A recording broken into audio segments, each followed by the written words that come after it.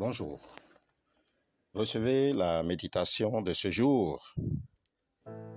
La parole de Dieu dit ceci. Lorsqu'ils furent rassasiés, il dit à ses disciples, ramassez les morceaux qui restent, afin que rien ne se perde. Évangile de Jésus-Christ, rapporté par l'évangéliste Jean, au chapitre 6, le verset 12. Comment éviter le gaspillage?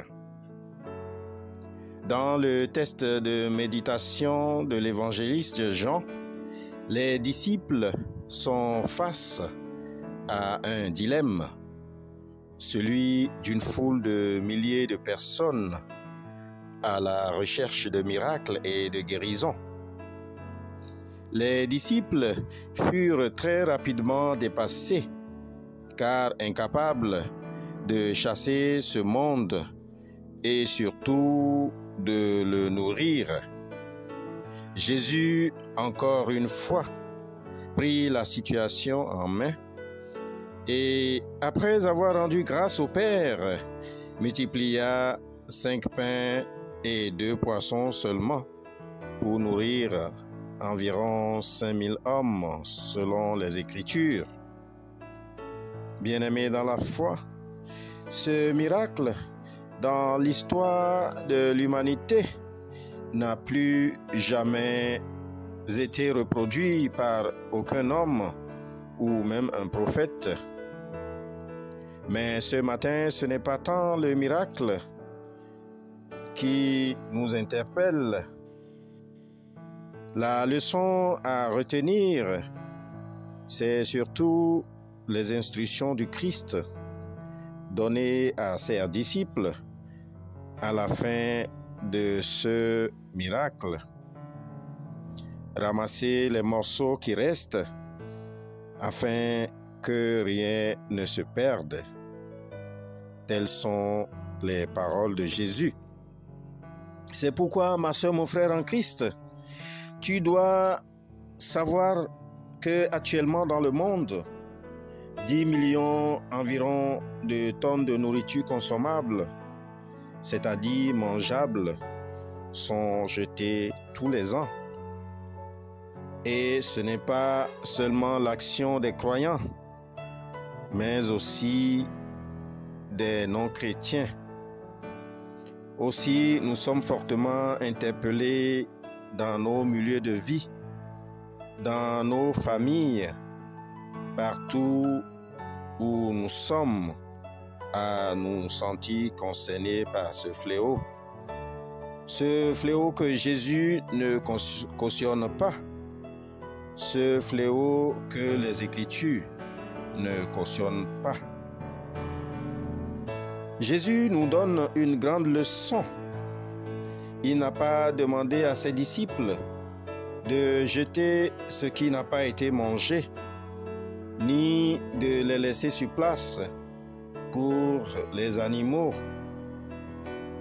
Mais il a exigé que tous les morceaux soient ramassés. Il met donc en lumière une véritable problématique de notre société actuelle, que sont la gestion de nos déchets et surtout le gaspillage alimentaire. Bien-aimés, Dieu nous a donné les ressources de la terre pour que nous en fassions bon usage.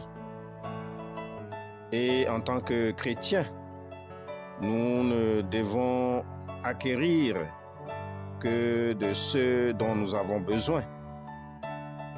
Car les déchets alimentaires aussi émettent à l'échelle mondiale autant de gaz à effet de serre et détruisent petitement la planète.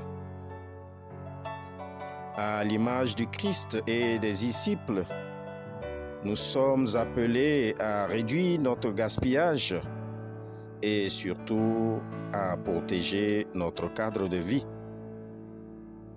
Nous sommes appelés à plus de partage avec les personnes qui n'ont rien à manger. Figurez-vous qu'une personne sur 3 dans le monde a du mal à se nourrir. Alors, ma soeur, mon frère en Christ, pourquoi accepter de continuer de gaspiller? Quelle que soit ta réponse, la parole de Dieu t'encourage à arrêter.